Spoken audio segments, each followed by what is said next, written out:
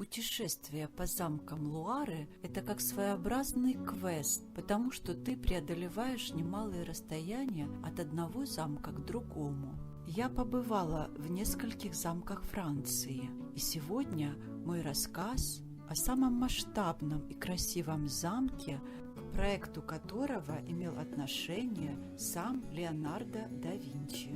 Замок является архитектурным шедевром эпохи Возрождения и символом королевской власти, и тут действительно есть что посмотреть. Шамбар построен по приказу короля Франциска I. Строительство продолжалось с 1519 по 1547 год. Есть версии, что Франциск I посвятил этот замок своей возлюбленной графине Клод де Тури, которая, однако, была замужем и проживала в этой местности и, видимо, очень вдохновляла короля. Кстати, Франциск I был довольно любвеобильным и имел не одну даму своего сердца. Один из самых узнаваемых замков Франции имеет длину 156 метров, 426 комнат, 77 лестниц и 282 камина. Вот такой был размах у влюбленного короля. Двойная винтовая лестница в самом центре замка передает стиль Леонардо да Винчи и придумана, чтобы спускающиеся и поднимающиеся могли избежать встречи друг с другом. Что же еще интересного есть в самом замке?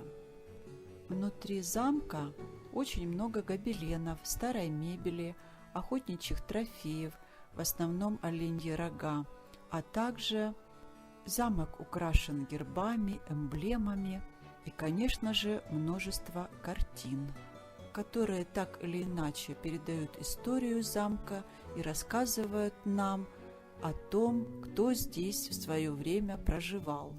После Франциска I в замке проживали брат Людовика XIII, Станислав Лещинский, маршал Франции Морец Саксонский и другие. А в 1930 году замок был выкуплен французским государством за 11 миллионов франков золотом. Необходимо добавить, что своды залов третьего этажа отделены великолепной резьбой, сочетающей монограмму F короля Франциска и его эмблему в виде саламандры. Этот символ встречается в замке около 300 раз.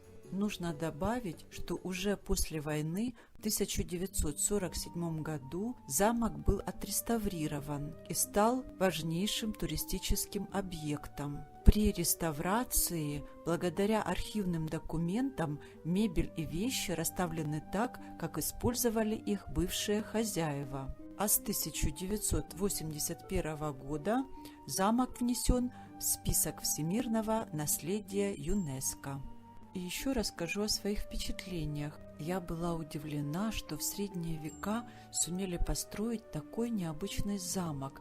Сложилось впечатление, что я побывала в сказке, а виды с балкона последнего этажа замка просто ни с чем не сравнить. Сегодня небольшая обзорная экскурсия по замку подходит к концу. Не забывайте подписываться на мой канал, ставить лайки, писать комментарии. С вами была Светлана. До новых встреч на моем канале.